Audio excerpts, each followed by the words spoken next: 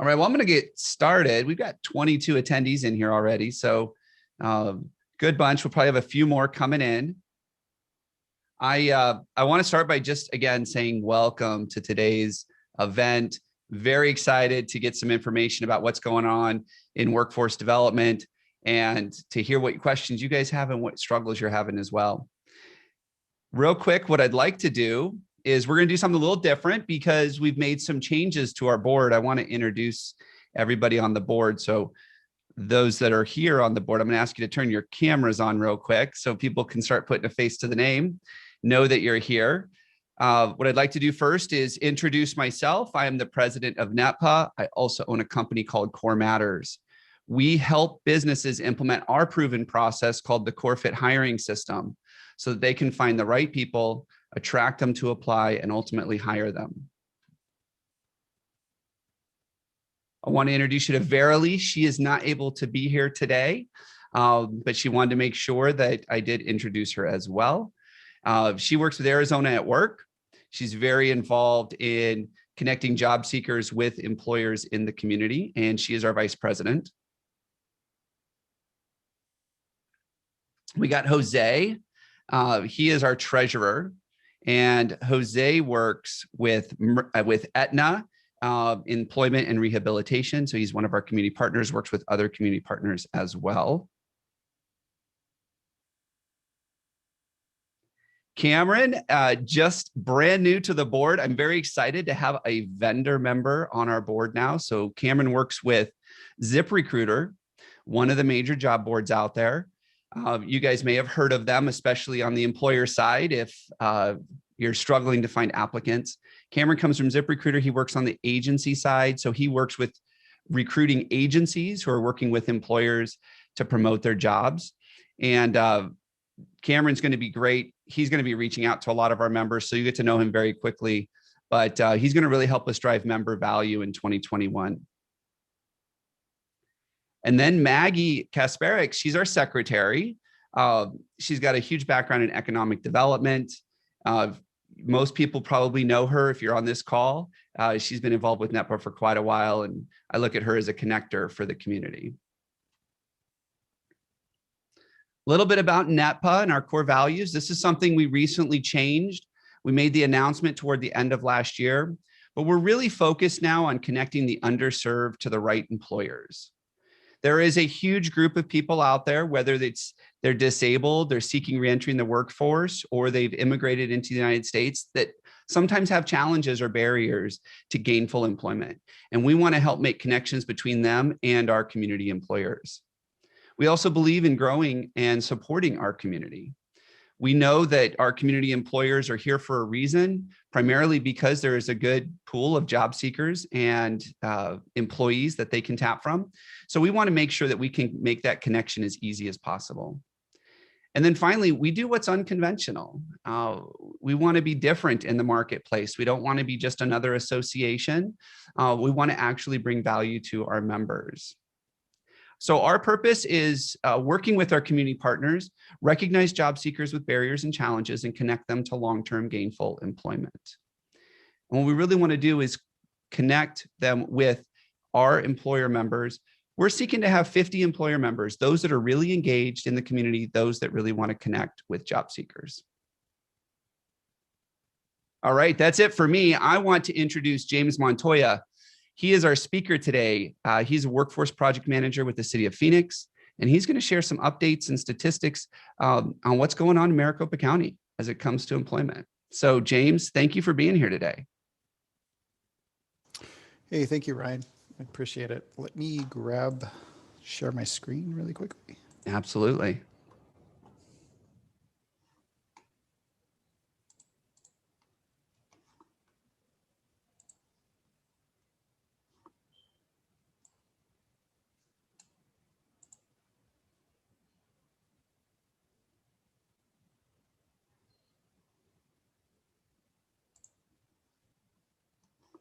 Can you guys see the screen? I can.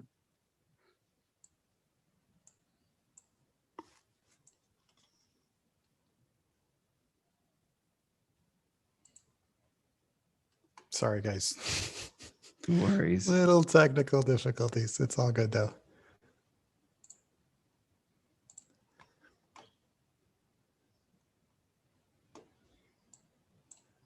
Are you guys seeing the presenter screen or the actual presentation? Ryan? I can see labor market analysis, Phoenix MSA. Okay, perfect. If anybody's not seeing that, let us know. Raise your hand or throw something in the Q&A or the chat.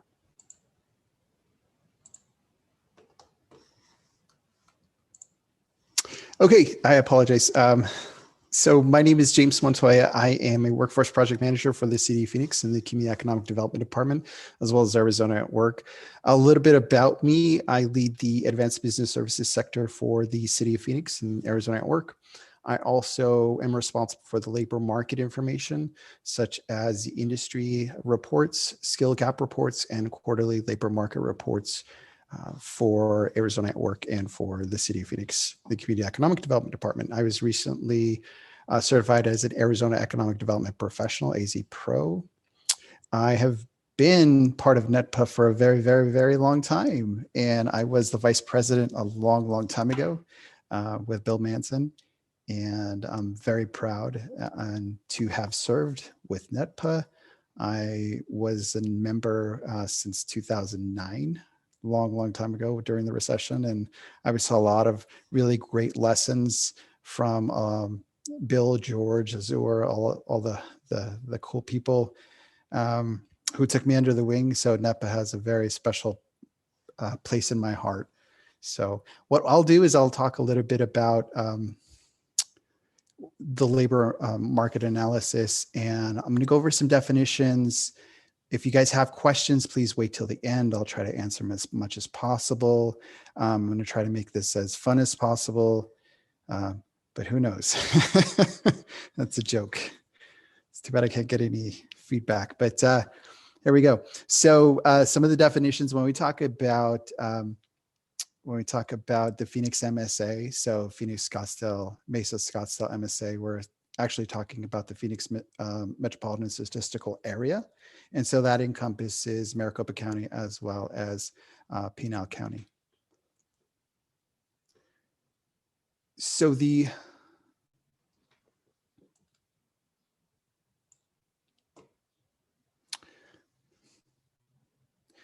labor force, I apologize, the definitions for the labor market, and we'll kind of go over these really quickly, and we'll kind of get into the presentation. So the labor force, combined total of employed and unemployed people, the labor force participation rate, the labor force as a percentage of the civilian non-institutional population, marginally attached persons who want a job, have searched for work during a prior 12 months, and were able to take a job during the reference week, but had not looked for the past 4 weeks. So not in the labor force. This includes persons age 16 or older with the civilian non-institutional population who are neither employed or unemployed. That includes your students and the individuals who are just not looking for work right now. You have your underemployed, and then you have your unemployed, which are individuals who are actively seeking work but have not found employment.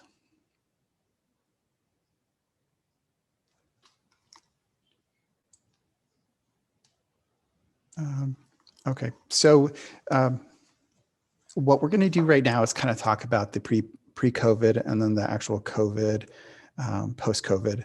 And so we'll kind of dive into the labor force, employment, unemployment, and then the unemployment rate.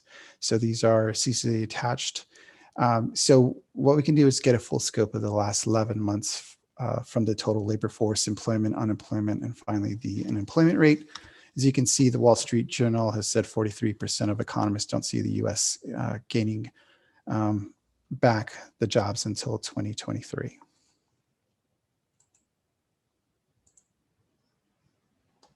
So what we'll do right now is we'll look specifically at the pre-COVID from January to February. The unemployment rate was just about 4% for the unemployment rate. One of the segments of the population who's been greatly affected have been women. And so the New York Times actually stated of the 1.1 million people aged 20 and over who left the workforce between August and September, over 800,000 were women, which is pretty stark numbers. So what we'll do is we'll look from February to March, and there was a jump in unemployment gain from 1.6, so from 3.9 to 5.5. One of the most impacted has been the hospitality. As you can see, the U.S. economy will lose 155 billion in 2020 due to the fall off of international inbound travel, a staggering 425 million per day. So what I wanted to talk a little bit about was the hospitality industry, and just because in Arizona, it has been one of the industries that's been greatly affected. 4 out of 10 hotel employees are still not working. Almost 2/3 of hotels remain below 50% occupancy. And then only 33% of Americans say they travel overnight for leisure or vacation since March. Only 38 say they're likely to do so by the end of the year. And there's an actual report on this, according to the American Hotel and Lodging Associations. You can definitely read that. Once I finish the presentation, I'll send it off to Ryan, and then the sources are at the bottom. You can look it up. So again, hospitality, it's really impacted our industry and our revenues. In the first 6 months of the year, we've lost over 7 billion in visitor spending. And that's from the Arizona Hotel and Lodging Association. So the Arizona Office of Economic Opportunity shows the lodging sector of travel and industry lost 16,000 jobs year over year. So we're going to actually look from February to April, because that's kind of with the bulk of the increase in unemployment. So it went from 100,000, nearly 100,000 to 316,000. That's an increase of 215,000 applying for unemployment. And so to keep this in perspective, during the last recession, our worst unemployment rate for Phoenix was 10.4%. So according to the University of Chicago and the Fed Research Reserve, low-wage workers have suffered the lion's share of job losses with the ability to work at home, and employers who've resorted to quick layoffs rather than keeping people on the payroll. So let's actually jump to July to August. There's a huge drop off on unemployment from 10.3 to 5.7. One of the main factors in that change was the ending of the pandemic, the PAU, the Pandemic CARES Act, which provided about $600 in CARES Act. The pandemic unemployment was a federal program that covered self-employed and those in the gig economy, normally not eligible for the state unemployment benefits. And so what I wanted to do is kind of show you a little bit about what's actually happening with the corona cases and jobless claims. And I found this, and it's really cool because it talks about what we've gone through from March all the way to now. So it talks about in March 31st was the stay-at-home orders began. As you can see, the green is the weekly unemployment claims. So they went sky high all the way to May. And then at May 15th, AZ stay-at-home orders end, and the unemployment claims go down, down, down. And as you can see, the infection rate starts going up and up and up. And then January, the state of Arizona starts the state-run vaccinations. And here are the US and then the Arizona weekly unemployment claims. So it kind of mirrors what we saw on the last slide. So in March, it goes up, April, May, and then it's going down to where we are now. Oh, I'm sorry. At the height of the unemployment rate in Arizona, the highest point, we had 132 people apply in 1 week during the week of April 4th for unemployment claims. So we can actually talk about what's actually happening now with unemployment. So as of January, these are the numbers for the weekly unemployment claims. So we still have a lot of people who are claiming unemployment, unknown industry, trade, retail trade, construction, healthcare. So by industry, these people are claiming unemployment, and these people are definitely hurting. And so that's something I think we want to alleviate.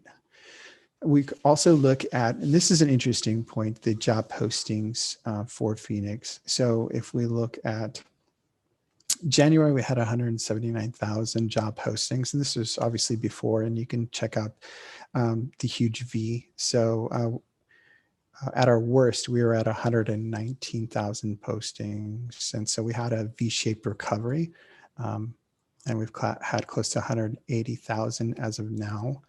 And that is as of January. So in that respect, there's positions and jobs out there with plenty of employers that are looking for qualified talent, but the talent isn't there right now. So as of January 2020 through August 20th, there were 529,000 jobs, unique job postings, resulting in a total of 2.65 million total job postings in the Phoenix MSA area.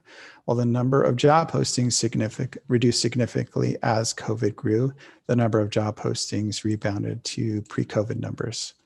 So what I want to do is transition from what has happened to what is actually we're currently experiencing and what has happened now.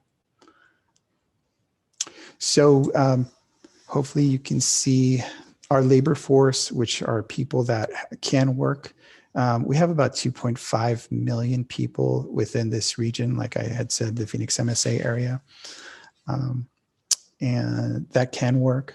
And right now, the employment numbers, those who have jobs, we have about 2.3 million people who are currently working right now. We have an underemployment rate is at 3.2%, and the unemployment rate is at unemployment numbers are at 191,000 individuals who are currently unemployed.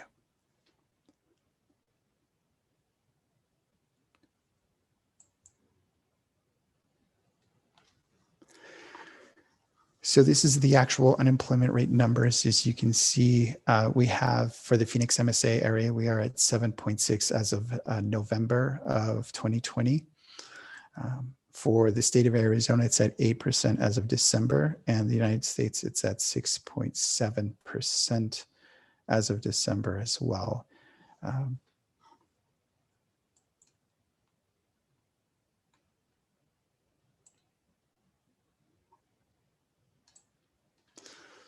The wage information,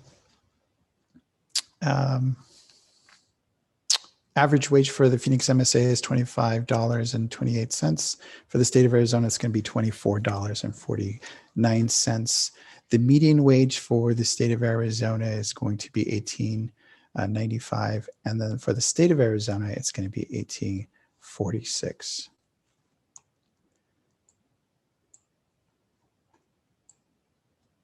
And then, so the next slide, it's going to talk about the educational attainment.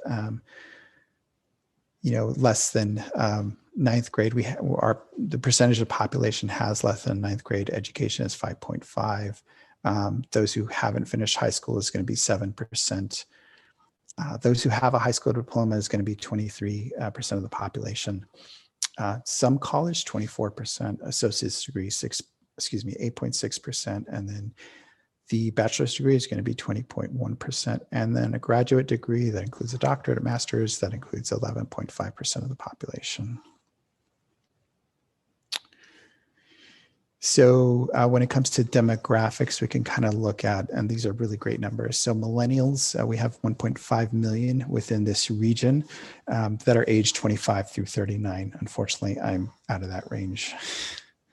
So retiring soon. We have 1.37 million people that will retire who are 55 and older. And then we can talk about veterans. We have about 280,000 veterans within the Phoenix MSA, which is higher than the national average. And so what I want to do right now is I want to talk a little bit about the demographics. So this is really great for employers to see where the talent works, where the talent lives.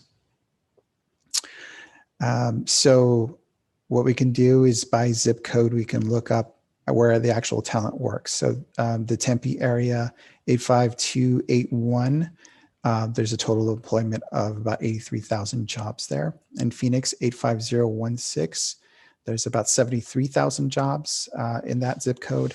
And at 85034, there is going to be 72,000 jobs there. Now let's go to the other side where the talent lives. And I think this is the most important part for employers, because they can target it, some of their job postings or some of their flyers toward these zip codes, whether it's your targeted marketing, because these are where the employers, the workers live. So you have 85225 in Chandler, you have 85308 in Glendale, you have 85032 in Phoenix. So as you can see, you have 38,000, 36,000, 35,000 workers actually living in that area. And obviously probably looking for another opportunity as well. So with the Phoenix MSA, we're looking at the largest industries. This is according to MSA. So healthcare, we all know that healthcare is big, but it's the largest industry, then government, then retail trade, then administrative waste management, remedial services, accommodations and food services, finance, insurance, construction, professional, scientific, and technical services. As you can see, all of them, some of them are above national average, like your administrative support and your finance and insurance. So let's go to the next one. And this is the top growing industry. So this is the industry job growth within Phoenix MSA. So healthcare is growing, construction is growing, finance and insurance is growing, transportation and warehousing, especially on the west side, professional, scientific, and technical services, administrative support, manufacturing, government, educational services, all of these really cool things that are happening within our community and the growth. So the largest occupations, we have the largest occupations within Phoenix MSA is going to be your office and administrative support, sales and related, transportation, moving materials, food preparation, business and financial operations, management, healthcare practitioners, construction, and then you can see the national averages like business and financial operations were ahead of the game, as well as office and administrative support were ahead of the national average. On my next slide, we're going to talk about the top growing occupations. So we have transportation and material moving past 40,000. Business and financial operations, management, construction and extraction, healthcare practitioners and technology, office and administrative support, healthcare support, education, instruction, and library. So all of those are growing. And then we have the top posted occupations, office and administrative support, healthcare practitioners and technical, computer and mathematics, sales and related, management, transportation and moving materials, business and financial operations, food preparation and serving related, installation, maintenance and repair. So all of these definitely are growing within these occupations. And I think I actually ended early. I was surprised I went so quick. So some of these reports are available. We also do specific reports when it comes to the skills gap. So we can look at the top 5 industries within Phoenix, and that includes IT, healthcare, manufacturing, construction, and advanced business services. We look at the top employers, top certifications, top job titles, top skills, and then we go into the skills gaps within different industries. What are they lacking? What does the resume say? What does the job posting say? And that's definitely a skills gap indicator right there. We also do quarterly reports for this region as well. A little bit about what we talked about in the beginning, but more in depth when we talk about the labor participation rate, marginal attached, things of that nature. And then we go into more specific, very targeted strategic data. We talk about healthcare, we talk advanced business services, information technology, construction, manufacturing, all of those industry reports. There's about 7 or 8 pages of just full lit data when it comes to construction, when it comes to IT within this region that we have available. And I think I went through all the slides in less than 10 minutes. I apologize. I went super fast. But we can open it up to questions. Yeah, if anybody's got any questions, raise your hand and can ask James some questions. If you want to throw it in the Q&A, you can do that as well. While we're waiting for the attendees to get in there, one question that did come in is, can we get on a list to receive these reports via email? Yes, it just depends on what report you're looking for. Is that something that we can go to the website and then just subscribe to them? No. So we don't have these on the website yet, and we've been trying to for a while trying to get these on the website, but that hasn't happened as of yet. But I have these readily available. So if you're looking for an industry, we can definitely assist you with that. Perfect. So jot down your email address, and that's the way to get that. Okay. Awesome. I have a couple of questions I'll ask. Oh, you know what? One just came in. Let's do this one first. Do you have any data? And if so, could you speak to it? What is the unemployment rate for individuals with a disability in the Phoenix MSA? That's something that I don't think we have the information for. Okay.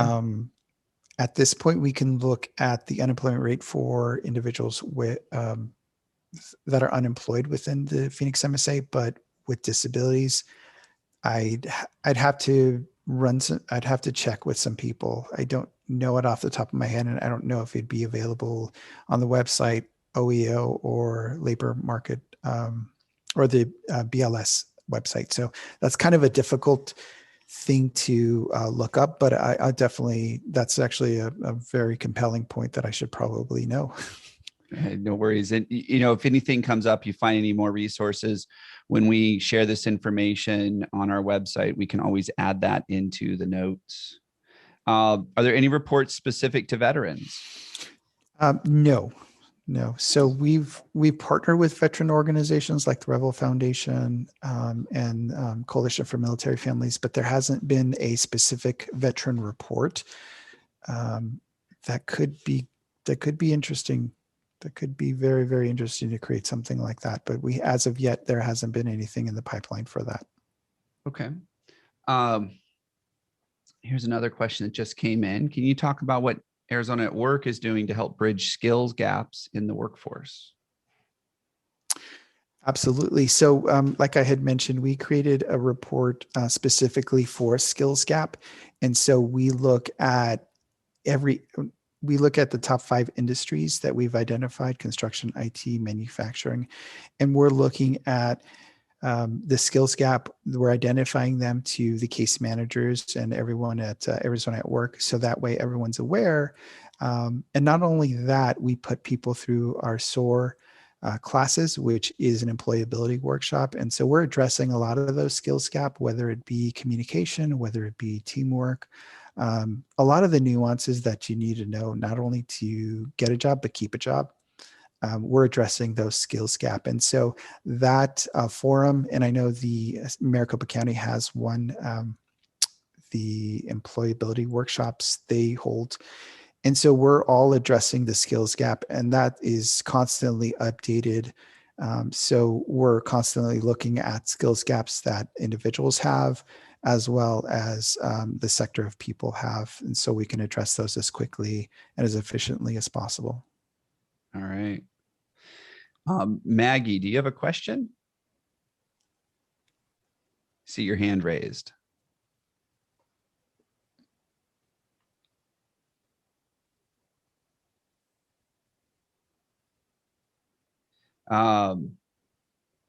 So Maggie had said, you'd mentioned you're looking at people that are keeping a job. Can you go into that a little bit more?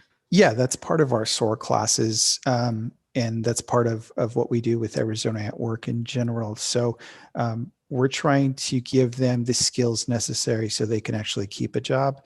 Because it's one thing to get a job, but it's another to actually hold on to a job. And so retention is a big part of what we do with Arizona at Work. We're always looking at our clients, are they keeping the job? Are they staying there? Because we're actually graded on our retention, so we're always looking at that.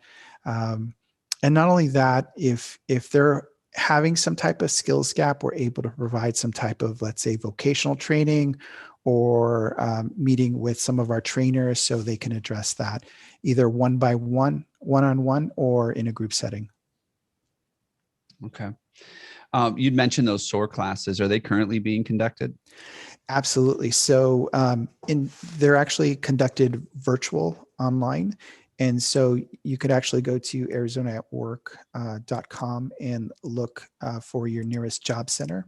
You can call the job center and start that process through the job center. You can email some of the job centers as well. We have like Arizona at Work North, Arizona at Work South, Arizona at Work West, but the best way to get a hold of them is arizonaatwork.com, and you can look at the sites and then call them and say, hey, I'm looking for a job, or I'm looking to get into SOAR and start a process, or I'm looking to get some type of vocational training so I can actually get a better job. Okay. We've got an attendee here that's asking a question if there's anything you can speak to around the growing issue of unemployment fraud that Arizona and the rest of the nation is experiencing right now. Can you repeat that again? Can you speak to the growing issue of the UI fraud that Arizona and the rest of the nation is experiencing right now? I unfortunately am not able to address that. It's not within my wheelhouse. Fair enough. Fair enough. So how about top posted occupations? What are some top employers in the Phoenix MSA? Do you drill into the employer level? We do, and we can. So obviously, healthcare is high up there. Insurance, your State Farms, your Banners, all of those are up there as well, and they're hiring thousands and thousands of postings each month. So yeah, one of the questions that I was going to ask you to speak to, I talk to a lot of employers in the community. I also know a lot of job seekers. And the irony for me right now is that I hear employers saying they can't find people, and I hear job seekers saying they can't find jobs. Do you see anything in the data that can help us answer that is something we have control over? Because there's a lot of opinions around that. I want to avoid that. But is there anything you're seeing in the data that either speaks to some truth to that, or some things that employers could do or job seekers could do to really stand out? Because I see there's a lot of open jobs, and I see there's a lot of job seekers, but on both sides, they're struggling. I hear that. And I think the employers are doing a good job at outreaching to individuals who are looking for work. I also think that we need to stress the PPE portion, because I think it's, and this is my own opinion, I think part of it is psychological, and just making sure that the employer is making everything as safe as possible, because you don't want to go into a company where they don't have masks, or they're 2 feet away and you don't feel comfortable. I think it has to do a lot with the psychology of working. And I think if the employer makes a really a decent effort or an effective effort to get that message out there that they're following the PPE guidelines, or bringing people in, I think more people are going to be able to go out there and work. I also think that another problem is unemployment's good, and so in the respect that they're getting paid a certain amount of money, and people are scared to go out there. And my wife was in that category as well. She was scared to go out and get a job. And she was laid off. And so I've personally felt the effects of unemployment. I've personally felt the effects of getting that check, or waiting to get that check, and that sigh of relief. So I feel both sides, but Yeah. there's no magic bullet. There's no easy answer. There isn't. That's why I said something we have control over, because there's so many different ways to approach that. One of the things that I've seen, and it speaks to the PPE piece, if I think back to that slide you had, the employers that are hiring, the industries that are hiring, most of those were not remote jobs. Most of those were not remote. And so I think there's a lot of job seekers out there that are looking for remote work, but that's not what employers need right now. Report. And you're right. Some of the essential workers, the warehousing, you actually physically need to be there. The transportation, you physically need to be there. The construction, you physically need to be there. And so we see that, and the data is telling us that. It's just a matter of getting individuals to that company and making sure that company is saying, hey, we're doing this to alleviate maybe some of the fear. Yeah, but I do think there's a lot of truth to that. So for the employers on the call right now, make sure that people know what you've done around PPE and the social distancing and some of the guidelines to help alleviate that fear, especially if they can't work remotely. I read a stat that said only 1 out of 10 jobs that are posted right now actually allow full-time remote work.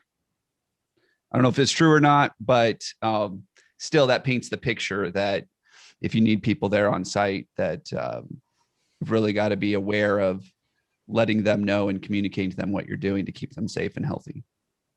Absolutely. Another one, what are the training courses that are currently available through WIOA? So they can actually, there's a wide variety of different training courses. They can actually go to arizonajobconnection.gov and look up the training. There's a tab, it says training, and it's going to say keywords. You can just type in a specific training that they're looking at, your client's looking at, or you're looking at, and then look at the schools that are providing that training. Any school that is on our ATPL list, that is currently able to take WIA funding. Okay. All right. We have another question here around unemployment rates. I know that you had that slide where you showed the spike, and then it looked like the last quarter of last year was pretty flat as far as, where was the one that showed the 6%, 8%? Oh, So the unemployment rate side, we saw it hit the 13% and then it's back down. Do you see that the unemployment rate is pretty much leveled out? Do you have any forecasts around it getting back to pre-COVID levels? What are your thoughts on that? I seriously think it's going to take a while for it to get to pre-COVID levels. Okay. I mean, the job postings are there, as you can see, but it's going to take probably the next few years to fully recover. And like I said, there's no easy answer for this. There's no silver bullet to solve this problem. It just takes time. It takes patience, I think, from employers, and I think it takes a little bit of luck from job seekers. Yeah, no, I get that. It's definitely changed the way that we look for work and the way that we hire people. Hey, I don't have any other questions. Does anybody else have any other questions out there? Throw them out at us either through the Q&A or the chat. We've got James booked here, and he's got a wealth of knowledge. So let's tap it if it can support you or be helpful.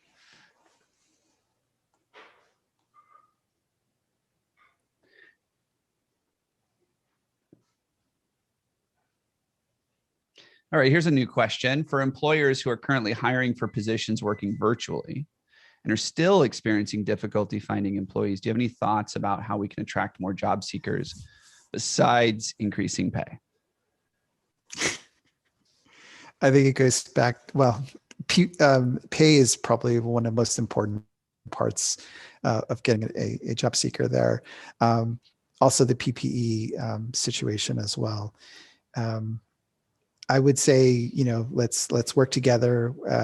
From the Arizona at Work standpoint, we have definitely people on the call that work for Arizona at Work that could easily assist. We're looking at a more regional way we can do workforce development. So we're having, I believe, every other week we're having virtual calls, And so we're connecting with Maricopa County as well as State of Arizona and City of Phoenix. We're all combining our efforts and trying to make sure that we have a big outreach for employers. And that includes reaching, employees and jobs seekers. And that includes outreaching to individuals who are on unemployment. And so that's a very unique part of what we're doing. And we're just trying to be a little bit more strategic in our approach for workforce development, because we're looking at the entire ecosystem, and there are things we can do and things we can't do and things we haven't tried. So we're trying to be as robust in our efforts as possible. And again, one of those ways is working together. Yeah. Yeah. I hear you talking. I was like, come on, James, we're all looking for the magic bullet here. Like, we just want to know what's the trick. But it is such a holistic thing. There's so many moving parts right now. And I'm sure you can validate this, but we are in unknown territory. This is different than almost anything else that we've ever gone through. And the thing is, it's different from the 2009 recession because we recovered quickly and we weren't going through a pandemic, and there weren't as many issues as we're having now when it comes to vaccinations and who could get vaccinated, and information or lack of, in lack of getting a vaccination. So, I mean, there's a lot of different factors that we didn't have in 2009. And I was part of workforce in 2009. I worked for a small community organization called Friendly House. And you're probably like, Friendly who? And those were the calls I got. I remember calling employers because I had people. It's like, hey, and it was a different market, and employers had a choice. And now it's like, it's different. It's a different market. It's the employers are asking us for help, and we're definitely trying to help them as much as possible. And we're trying to help the people who are looking for work and who are serious about looking for work as well. Yeah. And I think there's a lot of truth in what you said too, for the employers that are looking for job seekers in that under $18 an hour range. The unemployment benefits are just making that very difficult right now, especially when you couple that with the fear of the virus and getting sick and having to go on site for work. So there's a lot of things stacked against us, especially in that space. But if anything I got out of this presentation is that we can be optimistic. It's going to take a while. But when I see we have more jobs posted now than we did prior to the pandemic, I mean, there's a lot of opportunity out there for job seekers. Absolutely. Cool. Any other questions? I'm sure no one's going to object to ending the event early, but I've got you here, James. So anybody have any other questions for him? I think the resources are fantastic. That slide right there where you were showing that one, like some of the stuff that you have, the information there. Yep. And I think getting that information to employers and helping them with some best practices. How do they stand out right now? And how do they make their jobs known? Because everybody's looking for people right now. Yeah, absolutely. And that's something I think with Arizona at Work we try to do when it comes to marketing, when it comes to our approach. We're trying to work with the employer as much as possible, making sure that they feel comfortable with us sharing the information to job seekers, people that are unemployed, underemployed, our community partners. We have about 50 to 60 different community partners that work within workforce that we're connected with, that we share our, I know this is a silly plug, but it's a plug anyway. We share our resources with to our community partners, and making sure that we have a wide net out so we can get you the top qualified individuals. Got it. So I got two people asking the same question. Where can they get these slides? So what I'll do is I'll PDF it, and then I'll send it to Ryan, and then Ryan, you can just send it out. Perfect. Perfect. So are you okay if I make it available as a download on our website? Absolutely. Okay. All right. So once it's up on the website, we'll go ahead and let everybody know that registered for the event, that we'll have it on our website and you guys can download it directly from there. Yeah, those were incredible slides. Really got me thinking about a lot of things. So, well, if we don't have any other questions, James, I want to thank you for being here. That was some great information. I was hoping you'd geek out a little bit more on it, but I think you did an amazing job. So, and I definitely want to see these labor market analysis reports. So, you know, depending on what kind of information you guys get in there, I know that you're a valuable resource for our members and anybody that's attended here. So definitely want to keep them connected to you in Arizona at Work. So thank you again, James. Not a problem. Thank you, guys. All right. Well, I'm going to go ahead and move forward to wrap up today's meeting. Let me share my screen again.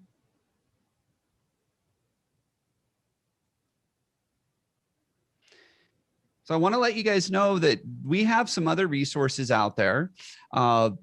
Verily, who is a board member, is with Arizona at Work, and she has a ton of resources available as well. We've got James. There are a lot of resources out there for both employers and job seekers, and I want to share some of them with you now.